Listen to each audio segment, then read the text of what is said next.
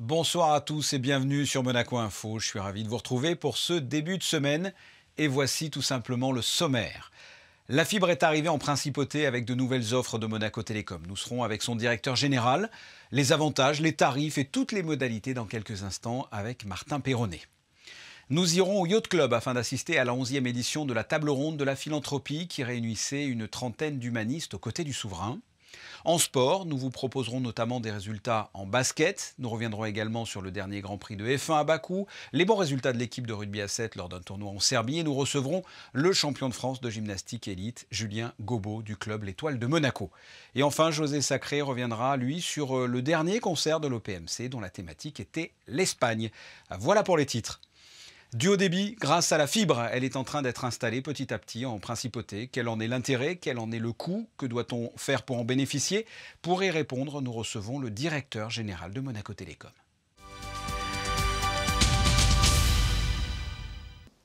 Martin Perronnet, bonsoir. Bonsoir. On en parle beaucoup en ce moment, la fibre de Monaco Télécom. Où en est-on de cette fibre? En fait, 3/4 des foyers à Monaco sont raccordables à la fibre. On est déjà très haut par rapport même à nos prévisions. Donc il y en a encore un quart pour lesquels on est en train de faire les travaux de préparation.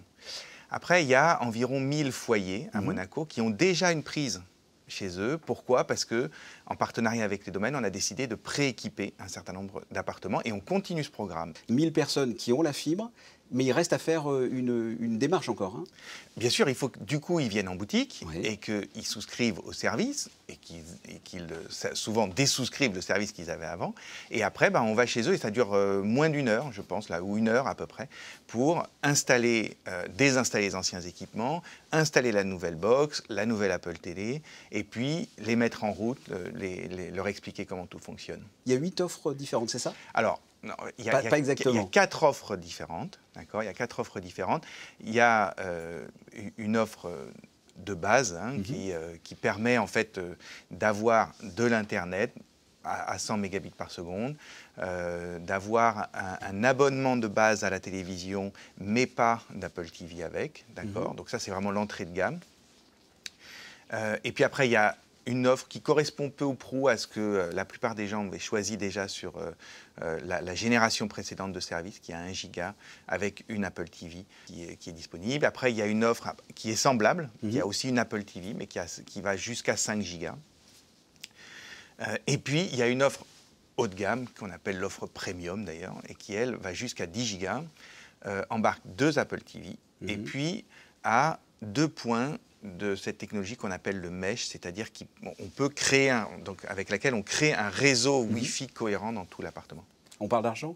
On peut parler d'argent. Ça part. Le premier abonnement est à combien? Le dernier, l'abonnement luxe entre guillemets, est à combien? Alors que chaque ce qu'on appelle point de gamme se retrouve avec 2 prix différents. Donc l'offre d'entrée de gamme à 100 mégabits, il est à 39,99 € pour tout le monde et 34,99 € pour les monégasques et enfants du pays. L'offre à 1 gigabit, elle est à 59,99 € pour tout le monde et elle est à 39,99 €, ce qui la rend vraiment assez compétitive pour les monégasques et enfants du pays.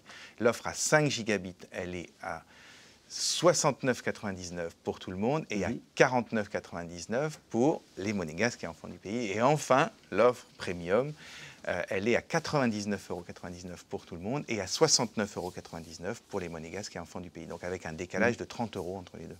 On a parlé de la mise en place, on a parlé du coût, mais qu'est-ce qu'elle a de particulier, cette fibre? Est-ce que c'est vraiment une révolution? D'abord, le réseau fibre, c'est clairement le réseau du futur. Pourquoi? Parce que c'est un réseau qui fonctionne par la lumière et qui est donc particulièrement stable et qui permet de passer de très importants débits. Première chose. Deuxième chose, en fait, on n'a pas simplement lancé un nouveau réseau. On lance vraiment une nouvelle génération de services. C'est ça qui est intéressant. En fait, lancer la fibre, ça ne veut pas dire grand-chose en soi. Ce qui est intéressant aussi, c'est que la box qu'on sort, aujourd'hui, c'est ce qui se fait de plus avancé dans ce domaine. La troisième chose, c'est que cette box, elle embarque aussi de façon native ce qu'on appelle cette fameuse technologie mesh. Et cette fameuse technologie mesh, c'est quoi? Elle permet de disposer différents extenders dans l'appartement ou dans le foyer et de créer un réseau Wi-Fi cohérent. Et ça, c'est vraiment nouveau. Quel est votre échéancier pour la suite, pour l'avenir de cette fibre? Je pense qu'on devrait, à la fin de l'année, avoir entre 1500 et 2000 foyers qui seront raccordés. Et je pense que, pour moi, dans les 2-3 ans à venir, la fibre deviendra majoritaire à Monaco. Et d'ici 4-5 ans, on aura 95%, 96% de fibre. Je voudrais que pour finir, que l'on parle de la 5G. C'est la fibre de la téléphonie mobile, en quelque sorte. Où en est-on à Monaco? Alors, à Monaco, la 5G, elle est disponible évidemment partout. Alors, on a un certain nombre maintenant encore de choses à améliorer sur la 5G. Donc, je vais être très clair sur ces sujets-là. On a le problème avec Samsung. Samsung qui n'a toujours pas, alors que tous les tests ont été faits depuis un moment, etc., qui a encore retardé la mise en place de la fonction 5G Monaco dans ses portables. J'espère véritablement, on fait tout pour qu'ils l'intègrent enfin dans leur mise à jour de juin. Ça, c'est le premier point qui nous embête un petit peu. La deuxième chose maintenant, c'est la disponibilité de la 5G pour nos clients en France. Il y a quelques bugs encore sur le réseau Orange, dans certaines parties du réseau Orange, qu'on adresse avec Orange pour que cette ouverture soit effective et soit, notamment dans la région niçoise, malheureusement, pour que, effectivement, le réseau soit mis à jour de ce côté-là. Martin Perronnet, merci pour ces éclaircissements. Merci beaucoup. Et puisque l'on parlait en fin d'entretien de la 5G avec Martin Perronnet, sachez que lors du Grand Prix de Monaco, 5% du trafic sur les téléphones mobiles s'est écoulé en 5G. Direction le Yacht Club de Monaco afin d'assister à la 11e édition de la Table Ronde de la Philanthropie, une manifestation qui permet d'échanger les points de vue dans le cadre des objectifs de développement durable tels que définis par l'ONU. Vanessa Dessy vous en dit plus sur des images de Thomas Deus. Soutenir des actions et des projets novateurs dans le domaine de la philanthropie stratégique. La 11e édition de la Table Ronde du Prince pour la philanthropie souhaite construire une équité sociale durable pour les générations futures. Un paysage climatique d'après-Covid inquiète Laurence Tubiana, économiste de renom. Elle dresse un constat sévère de la situation actuelle, pointant tout de même des motifs d'espoir.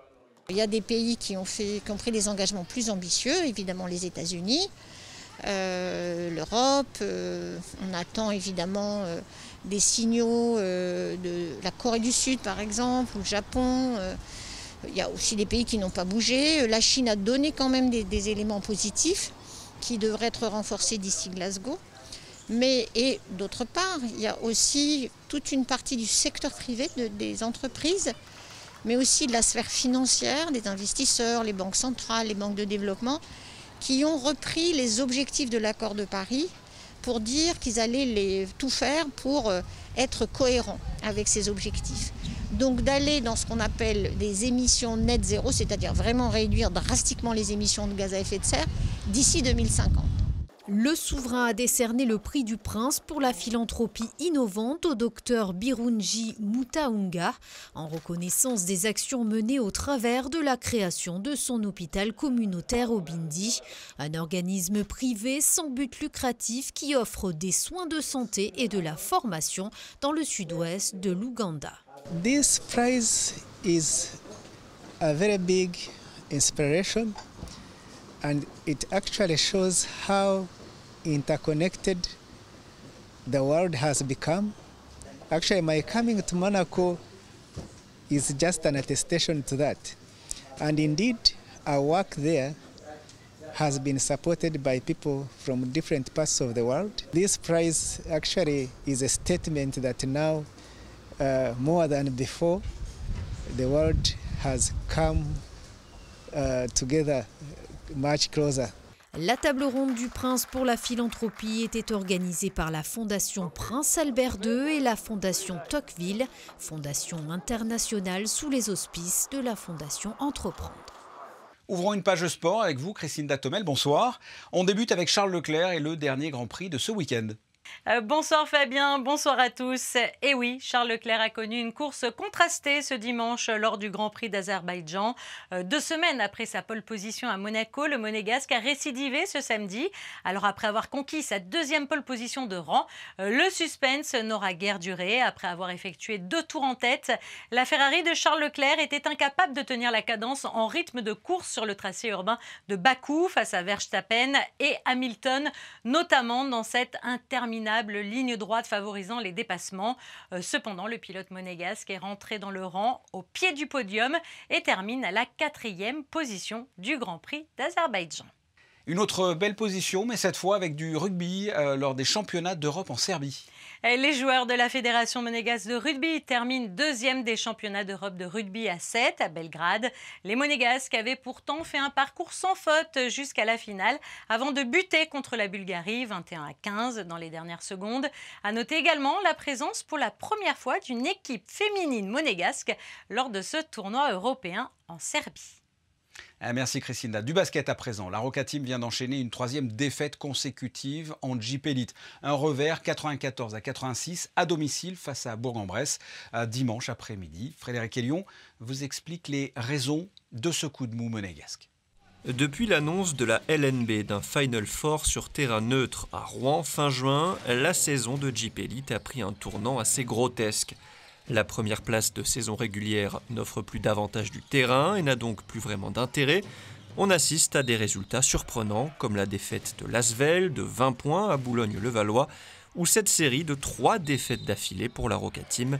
Personne ne semble vouloir de cette première place. Coach Mitrovic l'admet, depuis l'annonce de la Ligue, son équipe n'est plus dedans. Difficile de mettre autant d'intensité et de se battre comme des chiens sur le terrain quand vous devez jouer 16 matchs en 39 jours avec un risque élevé de blessure. La Roca Team a été dominée par une très bonne équipe de Bourg-en-Bresse dimanche, menée par Pierre Pelos, 31 points au final, record en carrière, et le shooter Danilo Andouzic, 25 points à 4 sur 9 longues distances, plus 11 pour les Burgiens à la mi-temps, avec un joli 10 sur 13 à 3 points. L'écart va monter à plus 16 dans le 3e quart-temps sur ce panier de Pelos, sur une superbe passe d'Andouzic. Puis poussé par son public irréprochable, la Roca Team va recoller. Falfay avec la faute, Dibost à 3 points, 78 partout à 5 minutes du buzzer. Mébourg colle un 8-0 avec ce tir assassin d'Andouzic pour plier l'affaire. 94-86, 3e défaite d'affilée pour Monaco. The second half, we try. I think our supporter people come to watch the game, and the guys make some extra effort to show better game. But they are really out. You see, they are not the team that we have followed all season. But I apologize for our fans, for our friends, to coming because we can really, I don't know. It's for me like a coach. It's very difficult to make some pressure on him to kill him. You know. Now is end of the June. Will be end of the June. If somebody, I don't want to say injure or do something bad, he can finish his career. You have guys 30 plus, and you can imagine. But they fight. They want to play. You see tonight, these 5-6 men, they really play. They put really hard on the court tonight. But okay, Bourg was better. Une très belle victoire. Donc voilà. Ouais, l'objectif c'est clairement d'aller chercher Strasbourg pour avoir l'avantage du terrain pour les quarts de finale. Donc il reste encore 2 matchs, c'est ça. Donc on a 2 matchs à domicile, dont un contre concurrent direct Strasbourg. Donc on va essayer de gagner les 2 matchs pour arracher la 4e place. Ouais, bah, ça fait plaisir quoi. Toujours revenir à Monaco, c'est toujours spécial et ça fait plaisir et voilà. Et le rythme infernal continue pour la Roca Team avec 5 matchs en 10 jours pour finir la saison régulière. Dont le prochain match ce mercredi 20h avec un déplacement à Gravelines-Dunkerque. On reste dans le domaine sportif avec de la gymnastique et le club L'Étoile de Monaco. On retrouve un de ses membres, et pas des moindres, le gymnaste Julien Gobo. Bonsoir. Bonsoir à vous. Ce week-end, vous avez été sacré champion de France élite du concours général en Vendée. Félicitations. Comment ça s'est déroulé? Racontez-nous ce week-end pour vous. Merci à vous déjà. Bon, ça s'est très bien passé, effectivement. Le résultat parle de lui-même. Non, je suis très satisfait après la contre-performance des championnats d'Europe il y a un peu plus d'un mois. Oui. Voilà, c'était sur 2 jours. Ça s'est très bien passé. J'ai pas fait d'erreur. Voilà, des petites imperfections, mais pas de chute. Et à la fin, il y a un titre de champion de France. Je peux que être content et de me satisfaire. Donc voilà, c'est vraiment top pour moi, pour le club, pour tout le monde. Et voilà, ça faisait 3 ans que je n'ai pas participé au championnat de France avec les blessures, tout ça. Et voilà, je reprends mon titre de 2018 et voilà, je suis très, très, très fier. Alors, ce n'est pas fini. En plus de ce titre de champion de France, vous avez obtenu 5 autres médailles. Exactement, 5 autres médailles. Donc, voilà, donc, le plus important, c'est le titre au concours général, voilà, qui rassemble les 6 agréés. Et effectivement, je fais 2e au sol et 3e aux arçons, anneau, barre parallèle et barre fixe. Voilà, ça, c'est que du plus, on va dire.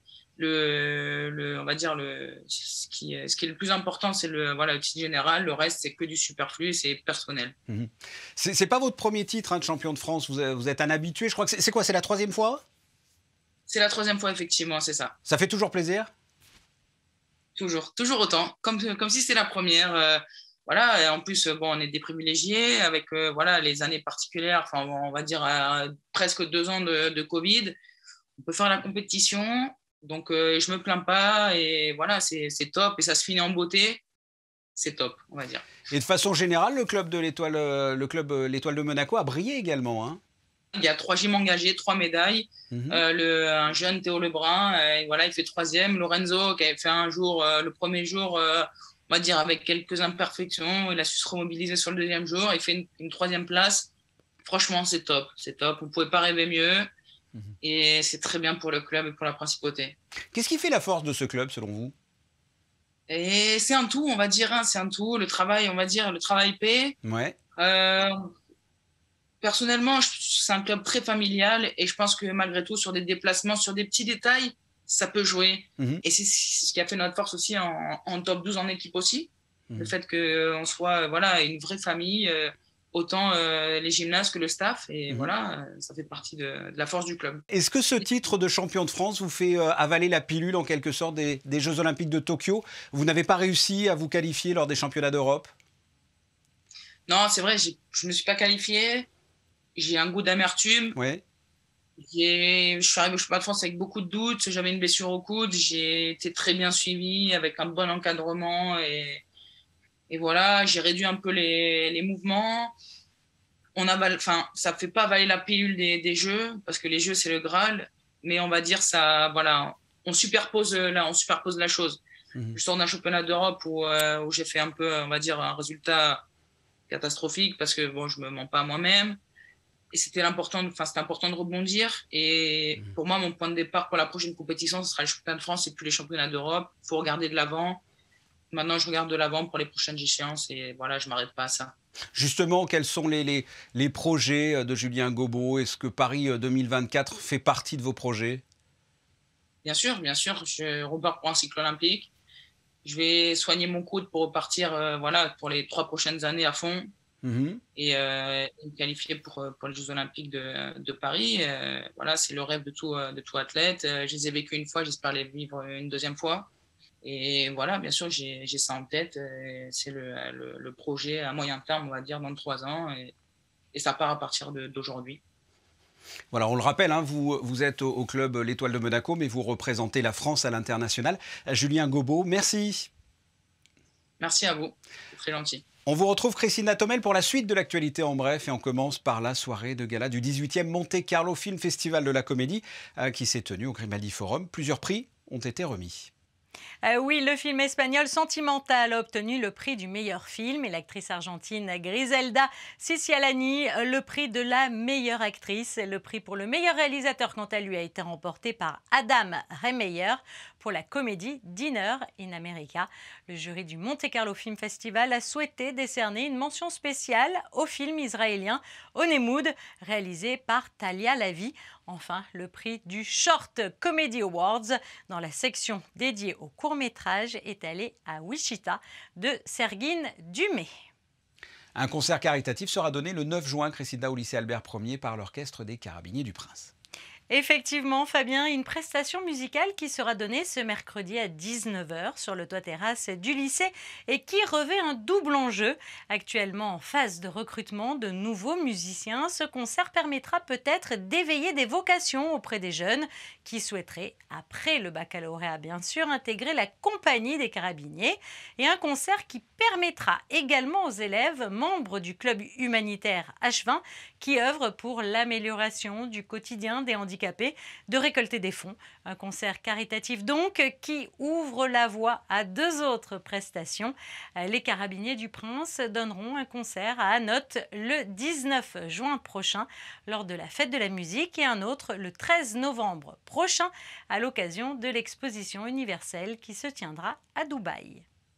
À noter un autre concert prochainement, mais cette fois avec l'Orchestre Philharmonique de Monte-Carlo. Reconnu aujourd'hui comme l'un des chefs d'orchestre et pianistes les plus importants de sa génération, Christian Zacharias donnera un récital ce mercredi à 20h à l'Auditorium Régnier 3. Au programme, Haydn, Schubert et Beethoven. Restons avec l'Orchestre Philharmonique de Monte-Carlo, mais avec un esprit espagnol. C'était le thème du concert donné ce dimanche à l'Auditorium Régnier 3, sous la direction de Josep Pons. Au programme, des œuvres de Ravel et de Falla. Un reportage de José Sacré, Serge Prémont et Louis Borgia. Yo no sé qué siento ni sé qué me pasa.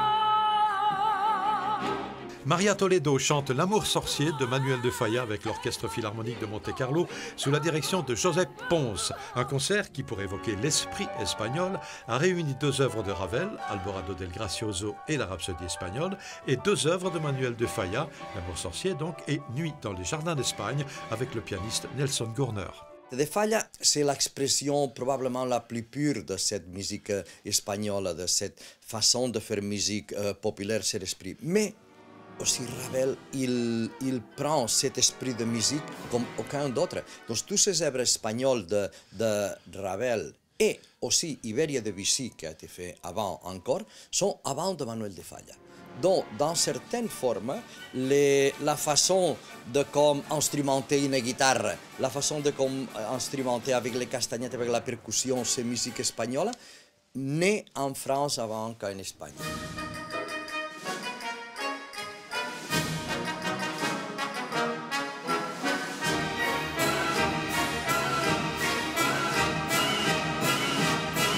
On a travaillé beaucoup pour avoir cette sonorité, parce que ça, c'est une apportation énorme que fait la France à la musique universelle. C'est pas seulement un langage, sinon une façon de jouer.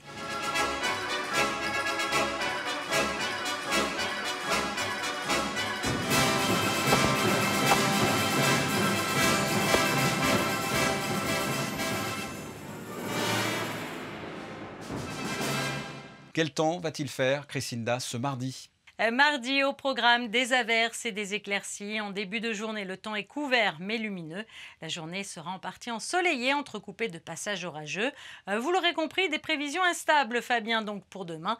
Mais le thermomètre sera plus clément avec des températures oscillant entre 18 et 23 degrés. Le soleil se lèvera à 5h47 et se couchera à 21h11.